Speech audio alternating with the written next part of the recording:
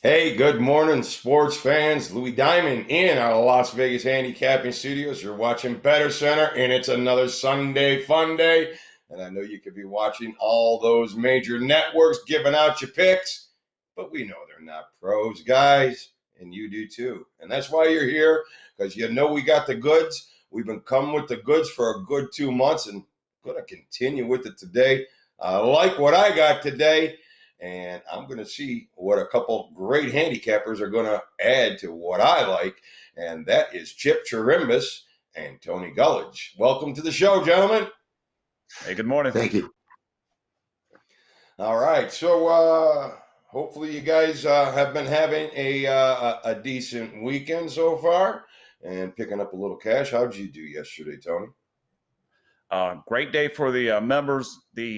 Our key plays, our best bet was an easy cash. We had Cincinnati, and then our three key releases were Iowa, Liberty, which both got home pretty cleanly, but we did lose with Clemson, so we went 3-1 with our top picks. So we had a pretty damn good day.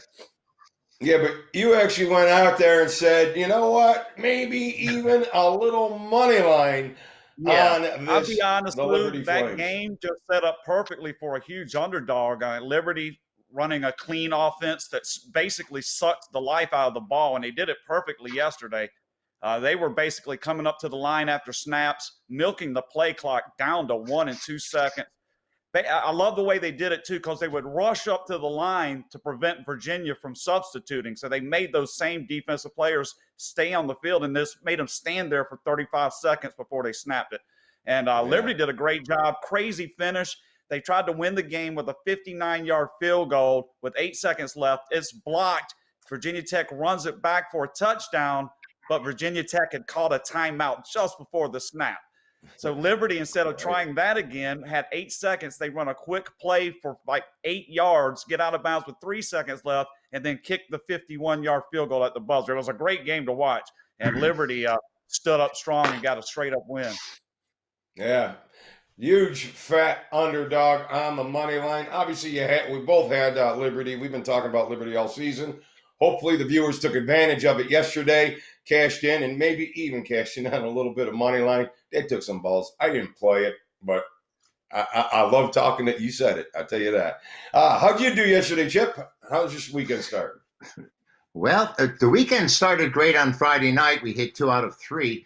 But, Lou, yesterday was my first losing Saturday in 2 months. After 8 straight winning Saturdays, I went 1 and 3 yesterday. Did not do well at all. Iowa was my only winner. I don't even want to talk about anything else. Let's move on to the pros. It's tough to get your head off the pillow when you have that kind of day, but I'm ready to go today.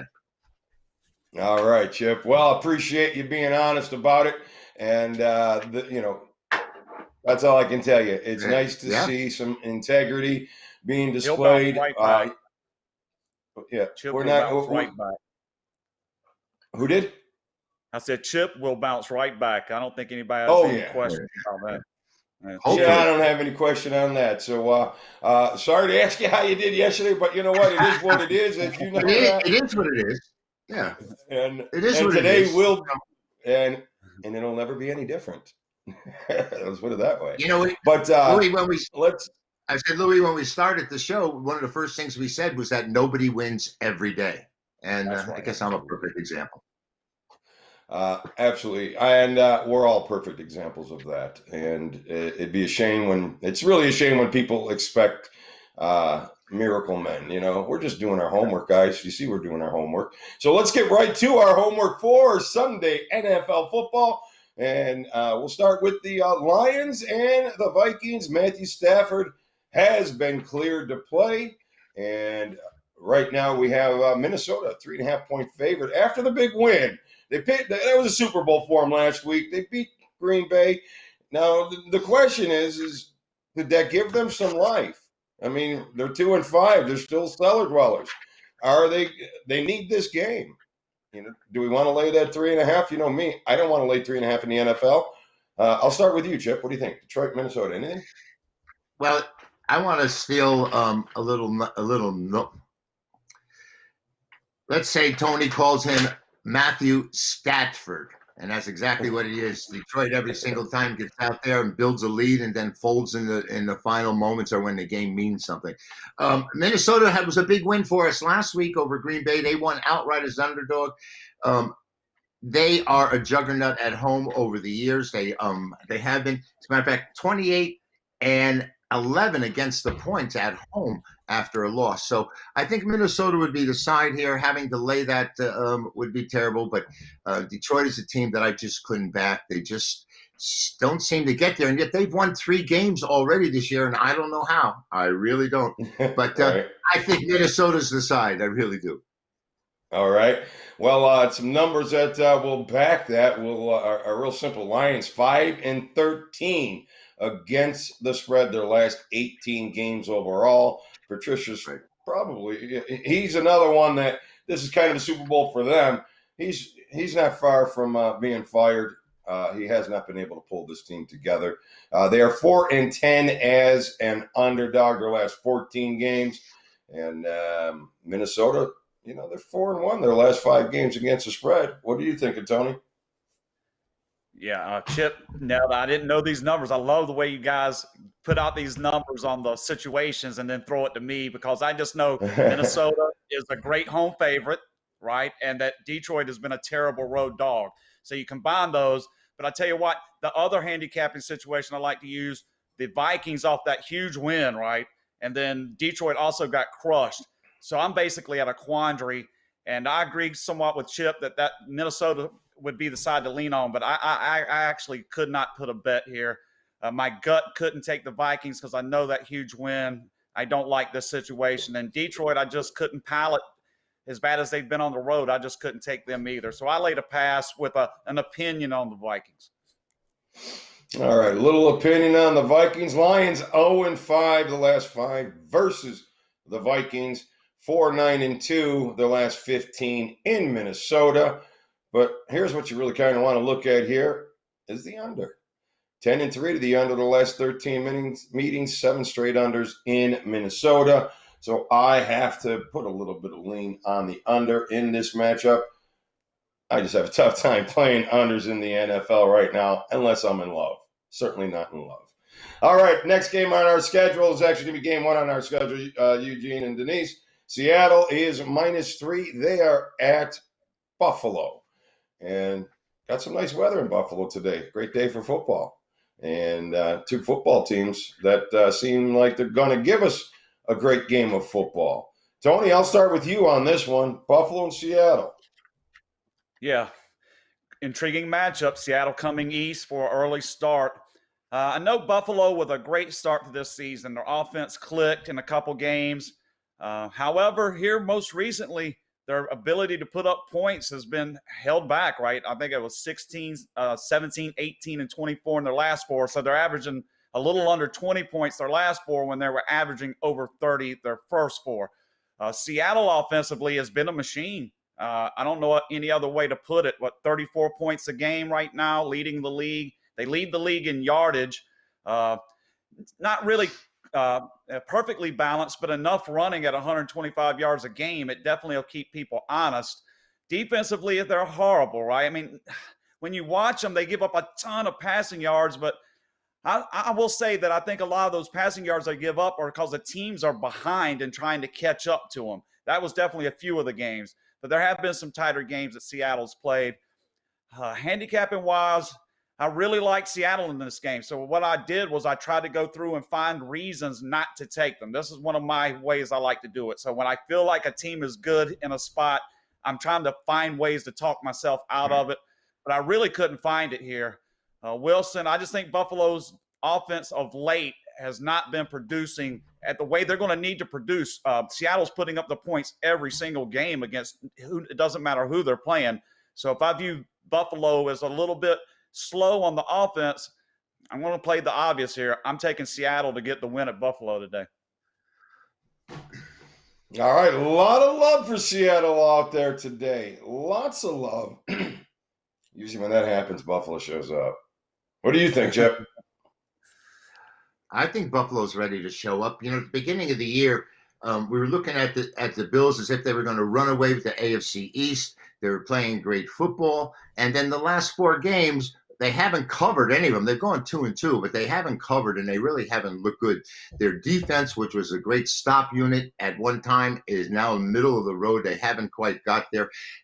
They are a beneficiary of 11 turnovers so far this season. But this Seattle team has a habit, like Tony said, of going back east and winning. You know, we used to have a formula here where teams that played from on the West Coast, when they came to the East Coast and they played those early games, there was a go against. You'd fade them every time out. Last year, Seattle was 4-0 coming back east. They've already come so they're a tough club because this Russell Wilson is just unbelievable. Their defense is ranked last, and yet they're 6-2, 6-1 as a matter of fact, 5-2 against the number, because of the efficiency of their quarterback. This Russell Wilson, for me, he's just so tough to get by. We spoke about this before.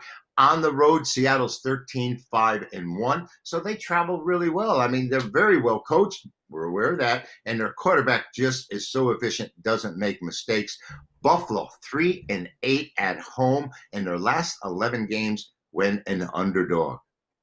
Guess what? I'm going to take the Bills here. I got Buffalo. That's why I was 1-4 yesterday. That's why I was 1-4 yesterday. I like it.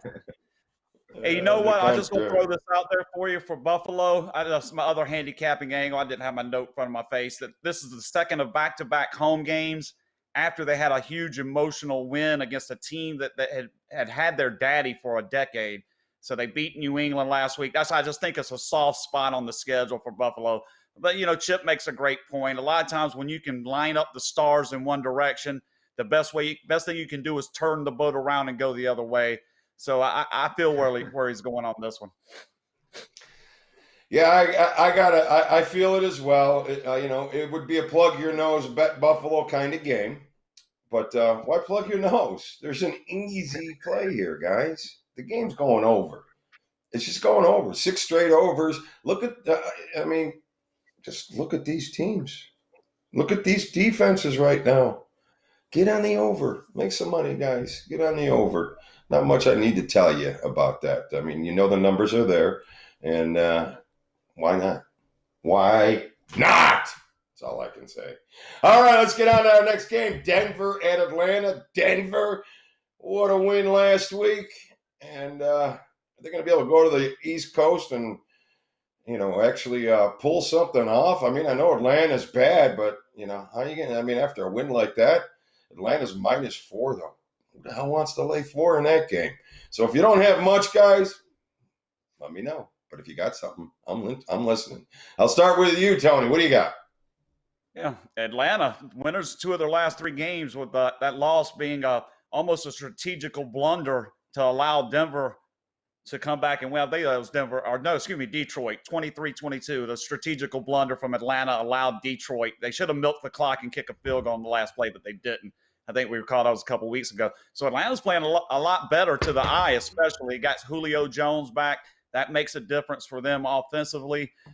Denver, like I say, 21 points in the fourth quarter to come back and get the win last week. You're not going to get that very often. I think that's played some into the line. I'm still not sold on Denver. I know they've had the big win at New England. Got crushed by Kansas City. I was on that one. I'm going to play Atlanta here. I think this is a good spot on the schedule. I think the line being over a field goal is telling you something. Like Chip, I think Chip likes to point that out. You go where the line tells you to go. And for me, I think the line is telling me to take Atlanta here today. So that's my play. I'm taking Atlanta.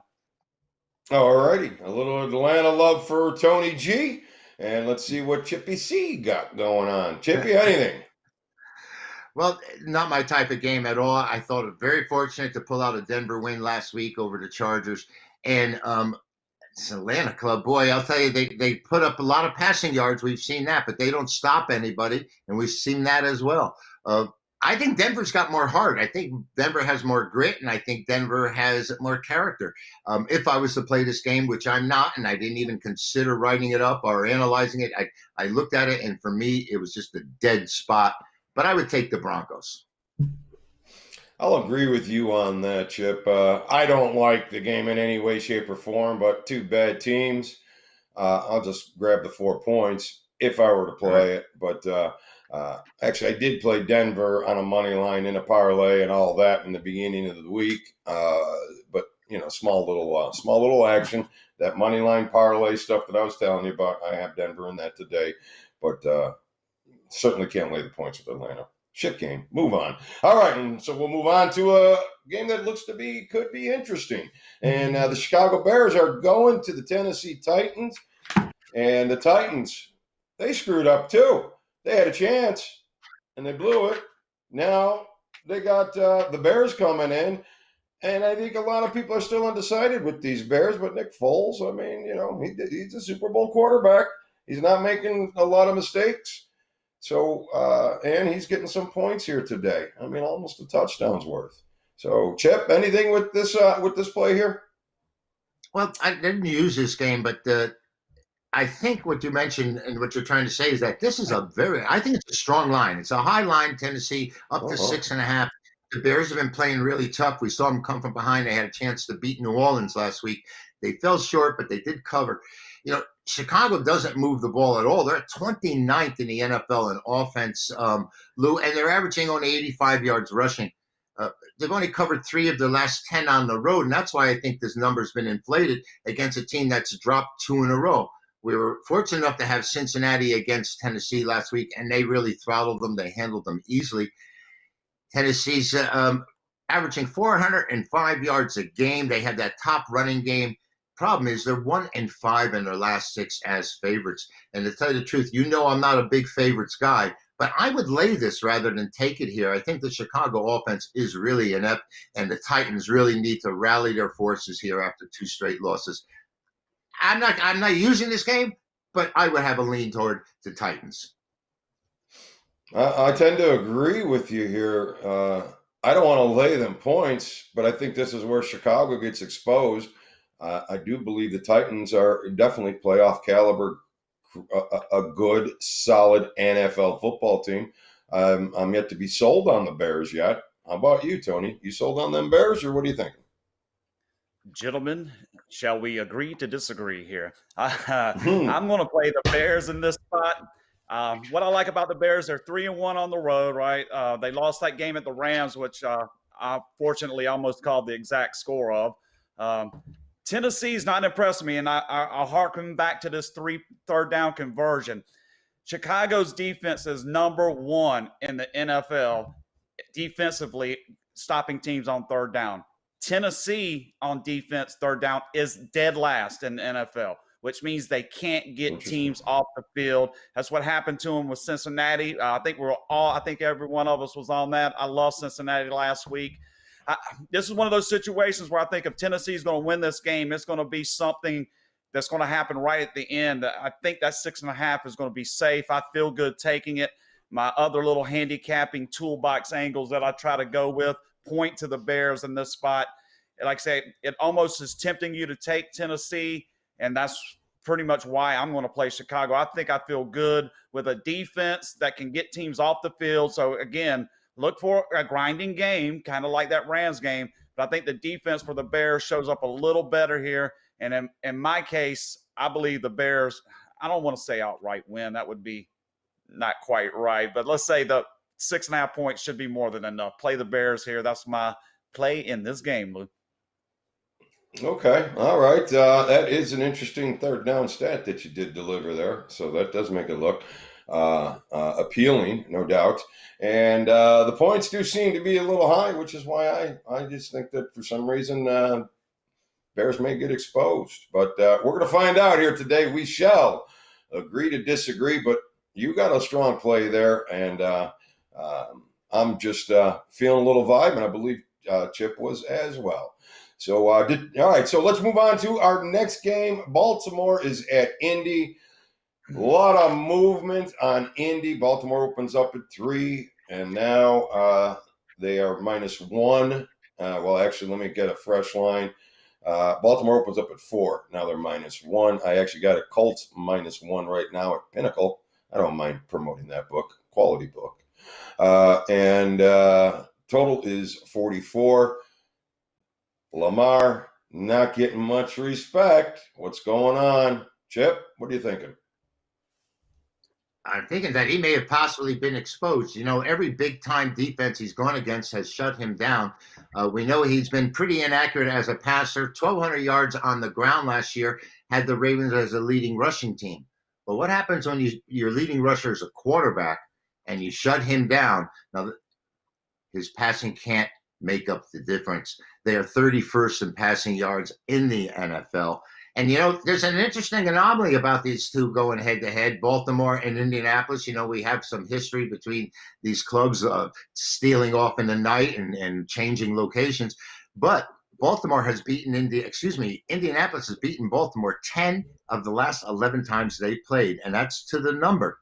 So that's kind of an interesting stat. And also, I can tell you that the under between these two teams has been good 11 of the last 12 games. Louis, that's right up your alley. I think that Indy may have Baltimore's number because they had the number 2 defense coming in. If they can shut down a quarterback who I consider a great football player, but as a quarterback, I think he's a hoax. He may be the MVP, but Baltimore, the Ravens are like the Yankees in baseball. They were built for the home run derby.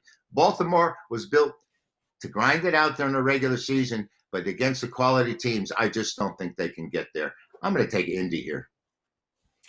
All right, a little Frank Reich love there today. And I do love Frank Reich. Good guy, real good guy. Love to see him do well. Tony, you agree with Chip here? Tell you what, I feel like this game, 80s sitcom, Ted Knight, Too Close for Comfort. His 2 daughters with the roommate Monroe. Maybe I'm the only guy that remembers that show, but it's pretty funny. Oh, yeah, I remember that. With that being said, this to me feels a little too close for comfort. I agree with what Chip said on a couple fronts. For me, it came down to whether I'm going to trust Indy, and I just couldn't pull the trigger. I have a couple little innuendo parts that I just don't like them. Everything about Lamar Jackson's correct. I don't view him as an elite quarterback. I view him as an elite athlete in this league that can make plays, but can he produce when the pressure's on and he's got to get it done? I think I really question that in him. So the Colts home defense, we bring up those numbers with the defense for the Colts. For me, I just couldn't pull the trigger. And again, a lean, and I agree with Chip. I don't know if he likes that or not, but a lean toward the Colts at home. And they have on, it's a team for the course. And Chip's beat me to all the punches here. They've owned this team since they left town in the middle of the night in a Mayflower truck. They've owned them. So, yeah, I'm going to go with an opinion on the Colts. All right. Something to consider for those with their opinion on the Colts. 9 straight outright wins on the road for the Baltimore Ravens. Interesting. Very interesting. I got to kind of just pass on the game. I have a tough time to give up on them Ravens just yet and go all in with these Colts just yet. I think this is a big deciding game.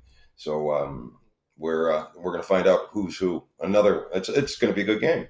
All right, let's hit the next game on the schedule and see what you guys are thinking with the Carolina Panthers at the Kansas City Chiefs. The Chiefs 10-point favorite. Not too much movement on them Chiefs. Usually they get the steam.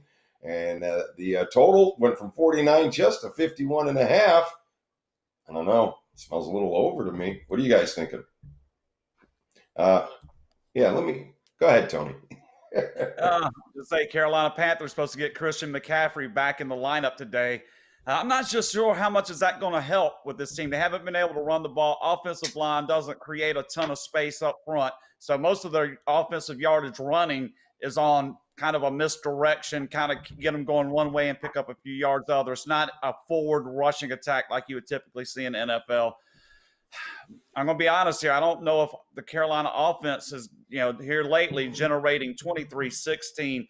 The best performance they had was at the at the Saints here of late in the loss. But I'll note that the Saints defense at times just isn't up to snuff. Kansas City, I'm going to be honest here. I'm just going to play the Chiefs.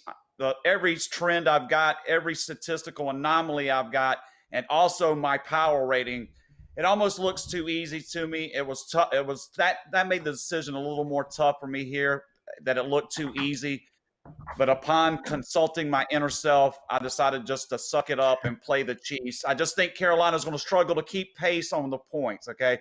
And I've watched Bridgewater enough so far that he's a great manager, but when you look at it, if you're the Chiefs, cover Robbie Anderson, and you're probably going to shut down the offense because he's been Teddy's favorite target and he's been good. So you cover him, and then everything else is going to be very difficult for Carolina to move the ball. I like the Chiefs probably win by about 20. How about that? Chiefs by about 20 today. All right. Looking for a big Chiefs win here today. Chip, are you following suit? I don't believe so. There's a couple of reasons I'm looking at Carolina. To start off, they played last Thursday, and they've had a few extra days to get ready, of course. And they were jobbed by the officials in that game. We had Atlanta. We were very happy to see what I saw. But I actually think that they are going to have a really focused attitude here. And I'll tell you what else bothers me about this game. Kansas City had the week off last week. Oh, excuse me. They played the Jets. So they had the week off, and they went through the motions, and they scored 35 points. And I think they're going to be up against a football team that's having their virtual only all-pro player returning. McCaffrey's coming back. That's why, Louis, maybe we saw that total jump up a couple of points, like you said, a few digits.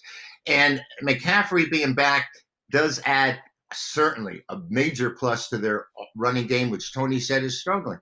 So I'd like Matt Rule as a coach there. I think that Kansas City's focus may not be as strong as it should be, having back-to-back games against imposters, particularly coming off of last week's games. That was a laugher.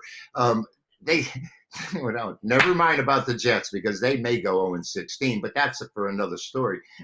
I'm going to take the winner here, Carolina Panthers. Chip, going out there on that limb. Well, I'll take the points. I think it's double digit now, so I'll take the points with McCaffrey's return. I don't think this is a best bet, but we got to make it interesting. Tony beat me up yesterday. I'm trying to get back at him today. Oh no. Well, I will say this very quick and sweet about this game. Teaser. KC, tease him down. Tease the total down. You'll probably cash. Nothing to go to town on or anything like that, but it is definitely some action for you. All right, now let's go to a garbage game.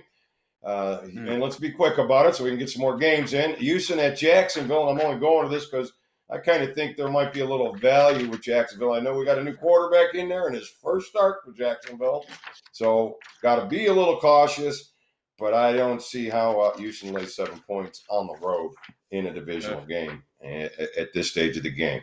Does anybody agree or disagree, Tony? I can't bet on Jacksonville. They're just it's the team that everybody's gotten healthy against, and I can't lay the touchdown with Houston, so I'm a pass. But I don't see how anybody could lay their money on Jacksonville right now. But I'm sure somebody is somewhere.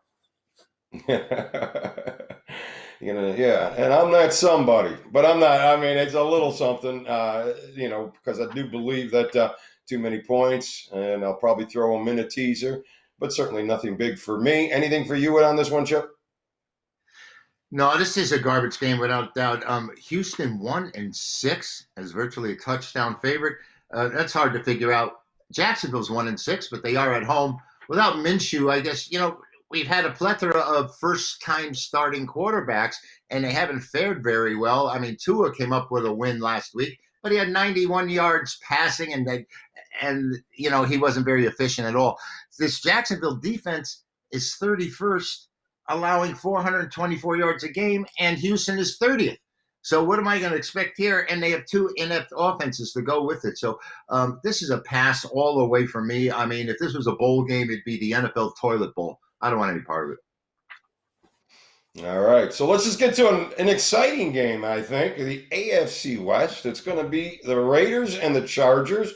Raiders, big win last week on the road in Cleveland. Chargers, big loss last week. So now here's the real question. Is this the zigzag for the Chargers here today? So let's go to my zigzag man, Tony G. We zigging and zagging here today? This is one of those where I think I've cashed 3 times in the NFL this year on this exact situation, where a team is playing their second of 2 back-to-back road games, and they won the first one, right? Raiders won 16-6 at Cleveland last week. This is the second of 2 straight road games. I always feel like that is where you get the most line value for a team on the road, is after they win that first of 2 straight road games. For whatever reason, I can't explain it precisely, but I just know it's there. You get the value, and there's enough there for the the Chargers. They did what they dropped that crazy game. Yeah, they're the ones that got burnt by Denver last week. So yeah, I think that sets up bodes for me well. I'm going to take the Chargers, and basically it's a fade against the Raiders after the big win last week. So I like the Chargers here. All right, a little love for the Chargers. I'm leaning on the over in this game, guys. I really think that a different year and a different time, I would always be betting something like this under, but I got to lean on the over. Chip, you got any leans on this game? Yeah, I do. It's more than just a lean. I'm with Tony. If we were in a canoe, we'd be tipping over on the same side. And it goes back. It goes back to the history, like you said, Tony. The Raiders are 5-1 on the road, and this in their last 6 games. And the dog in this interaction between these two clubs is 17-5. So the fact that the Chargers are a small favorite here might give me a lean toward the Raiders when they give you those numbers, but I just can't do it. Under Herbert, the LA club hasn't won many games, but they've covered their spread. They're 5-2 against the number. He has them with the number 2 offense in the NFL with 417 yards a game. They just haven't been able to force any turnovers. They're 28th in the NFL there, and that has hurt their game. The under has been strong between these two, but it's different now. Herbert's there, and I think there's a different philosophy. This team likes to score and move the ball. They have to stop sometime as well. The last 10 meetings, or the last 10 times that the Chargers have hosted anybody, 8 have gone under. But like I said, Herbert is the guy there now, and it's different. Even though all the stats come to the road dog and come to the Raiders here in the individual matchups, I'm going to take the home club here. I think the Chargers are in a good spot coming home, and I think they can beat the Raiders. All right. So as I said, I'll be doing a little something with this game over here today. I think you're going to see a little bit of a wild game, and I think it's going to come down to whoever's got the ball last is going to wind up winning this game. So I have a tough to play aside unless I play a teaser, and I believe the teaser probably hits on both sides of this one today, guys. So a lot of these pick'em games. The teaser, maybe we'll get Ross to take a look into this. Pick'em game, those teasers on both sides. Usually it's a close game. We're gonna look into that. So, but I would say that the teaser on this game would probably be the play. Doesn't really matter what side you go. Let's get to the next. We got 3 more games. We'll get into them real quick. Steelers and Cowboys. Really didn't want to cover because it's supposed to be a big blowout. But there's some interesting stats in this game. I'll get to them in a minute. So, but Chip, you got anything here? Let's hit this game real quick. The Steelers go ahead. No, I was going to say, no, not really. I got beat with the Cowboys last week when our rookie quarterback fumbled twice. Once was returned for 6 points the other way. And it really turned things around. We don't even know who's going to be quarterbacking for the Cowboys this time out. The idea that Pittsburgh is a 14-point favorite at Dallas or more is just – it blows me away, because these two teams have been rivals throughout the history of the two clubs, or at least since Dallas joined the NFL in 1960. And 14 points at home, I have to just stay away from this game. I can't. There's really not so much I can say about it. All right. I got a little total action with this, Tony, but I'm going to reserve it till after I hear what you got to say. Yeah. Dallas became only the 3rd team to start a season 0-8 against the spread. No team has ever started 0-9. And every team that has started, there's been 9 teams that started a season 0-7 against the spread. The rest of the season, their games are 63% covering. I'm going to hold my nose. I'm with Chip there. I took them last week, and that crap that got burned with garbage, man. I had Dallas. I'm going to plug my nose and take them again. It could be Gary Hogaboom or Danny White starting. I mean, really, it's just plug in any nondescript generic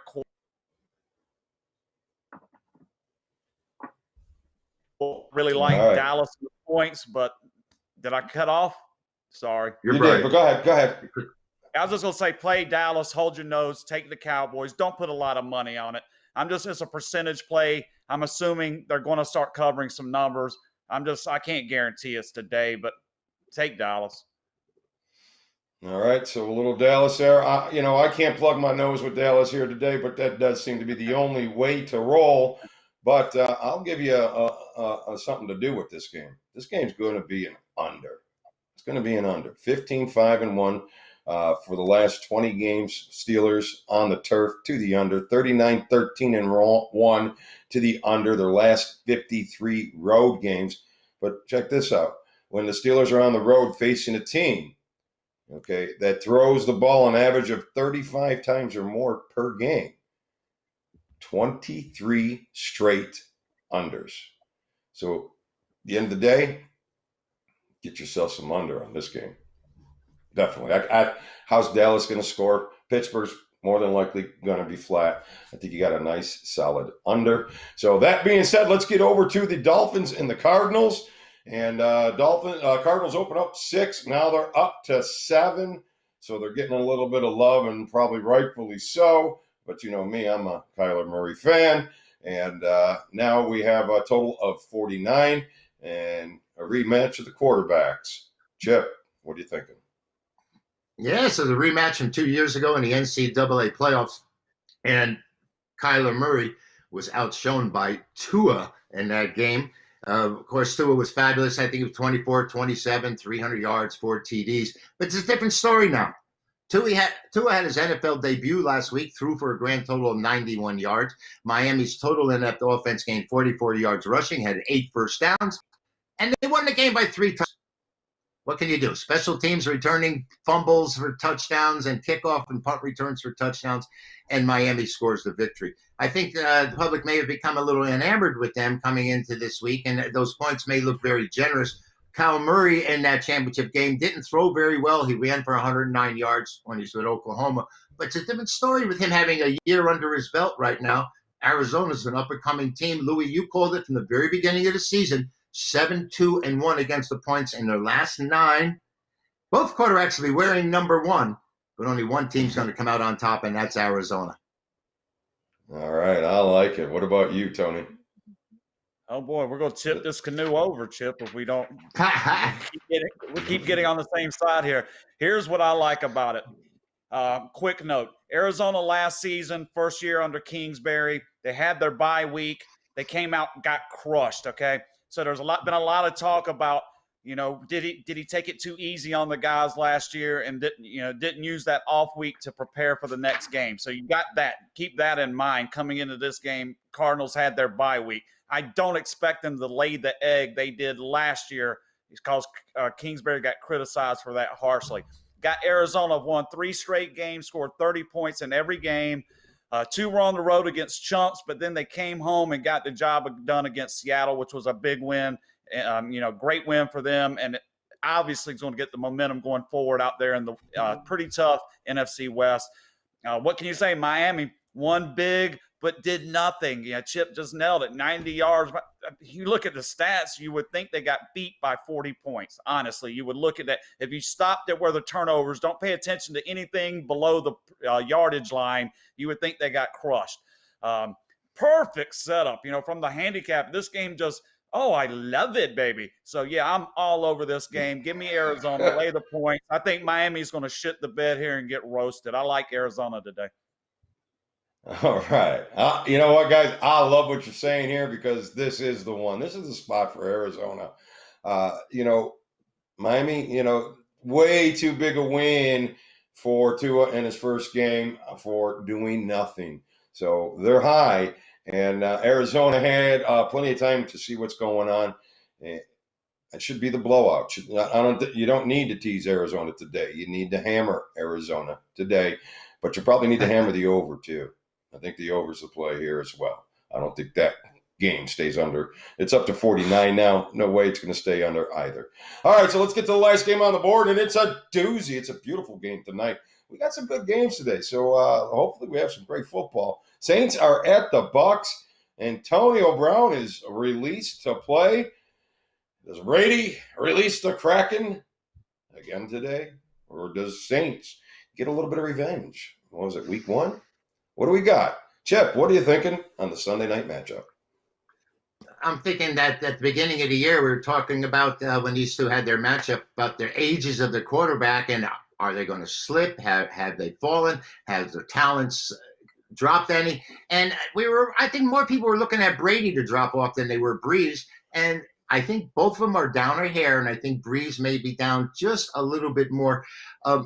Brady seems to have gotten all the tools. Tampa Bay went out of their way, and they brought in people with talent that he can throw the ball to and hand the ball off to. And I think Tampa's in a good spot here. The number's going to be tough to cover, and I think the number is high. In other words, these two teams should be closer to a pick 'em. I'm going to take Tampa Bay. Maybe it's because I'm a Brady fan. Not that I don't like Drew Brees, but I just think that Tampa's in a spot here after having sleptwalked through their last game and had a few extra days. I like Tampa. All right, a little love for Tommy Brady. Tony G, what do you got on the big quarterback matchup tonight? Right. Definitely. Drew Brees, right, has got to be a little bit of slippage. He just won't throw the ball down the field anymore. I've watched his game. He's become the Alex Smith Deacon dunk master, 5 yards or even behind the line, basically not throwing the ball very far, like from the end of his fingertips to the receivers, like 10 yards, just basically just dumping it off. When it comes right down to it here in the handicapping spot, I'm going to end up taking the Saints. So we're safe on this one, Chip. We're on opposite ends of the canoe. We're not going to tip this pick over. And it is the point spread. It is the points here that is making me want to take New Orleans in this game. I see this setting up for your classic primetime drama-filled finish. This game comes right down to the bitter end. And if I'm behind and not covering, I like the fact that I got at least a competent quarterback that knows how to kind of use that clock to get down and get a greasy backdoor cover if needed. Or if Tampa's a tie game, they sit up and kick a winning field goal. Like I said, I feel this game's going to be very close, very competitive. And what you see is what you get with these guys. We know these teams, divisional rivalry. I really want to give the edge to Breeze here on the road in terms of, the division. But with Brady, it's so much different, right? 2020 is a lot different. But I'm going to play the Saints here on the road to get the cover and possibly get that win in a very exciting finish to week 9 tonight. I think it's going to be a great game. I will be the rubber match decider here and agree with you, Tony. Oh, no. You know what? It's that 3.5, guys. Number one, I know it was 4.5. Now it's down to 3.5. I will not lay the 3.5 in the matchup that I believe will be exactly like you said, a tough, grinding matchup with some revenge for the underdog. So I am going to say the points have the value, the 3.5. I am definitely going to tell you the teaser on the New Orleans side is probably the better side of the teaser, just because you're getting a lot more points. And and the total went from 56 down to 50. I don't care. These two quarterbacks, even though they may be fading, or Drew Brees may be fading a little bit, losing that arm strength, down to 50 from 56. I'm jumping on that over here, guys, but I'll probably tease on that one because that number has moved dramatically down to the under. Michael Thomas, I believe, will be in there today. So let's roll. Michael Thomas is back tonight. Yeah, so I wouldn't be surprised if Saints put some points on the board as well. So I will say Saints and the over, but probably on the teaser is going to be a lot safer, as always. So, all right, let's get to our most interesting play of the day, guys, and let's get these guys some solid winners because we've been providing the goods, guys. appreciate you sticking around and watching us. Let's give them some more goods. What do you got today in your most interesting play, Chip? I think it has to go to the Colts and the Ravens, and possibly because of the history between the two franchises. Like you said, Tony alluded to taking a Mayflower van in the middle of the night and moving from one city to another. And, I saw the Baltimore Colts in 1958 play at the Yankee Stadium in an overtime NFL championship game. And now the Colts are in Indianapolis. I'm very confused. And I think the Colts are going to get the best of the Ravens here. All right, Tony, are you confused with anything today? It just threw me off talking about a 1958 NFL championship game. I was 9 years old.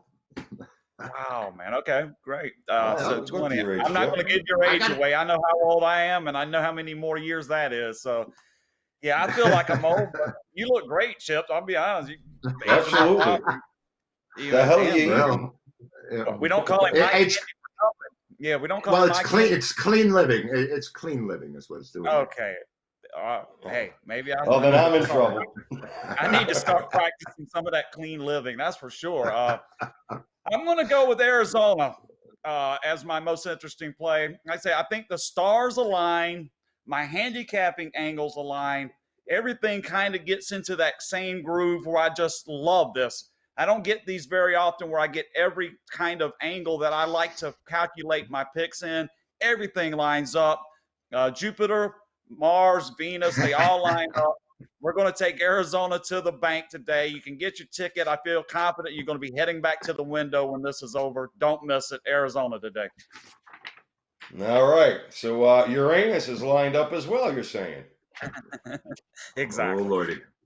Hey, all right. All right, so my most interesting play of the day is going to be in that total in the Pittsburgh-Dallas game. It's a solid play, guys. I love it. I think we got some good numbers. You got Pittsburgh in a flat spot. You got Dallas in no offensive potential whatsoever. Cash a ticket on the Pittsburgh-Dallas game under today. Cash a ticket with Chip. Cash a ticket with Tony. And cash lots of tickets with us tomorrow because we'll be back with Brad Stein and the rest of the crew. And we'll also have a click to buy. So we're going to start offering you some good solid picks at some great fair prices so everybody can enjoy.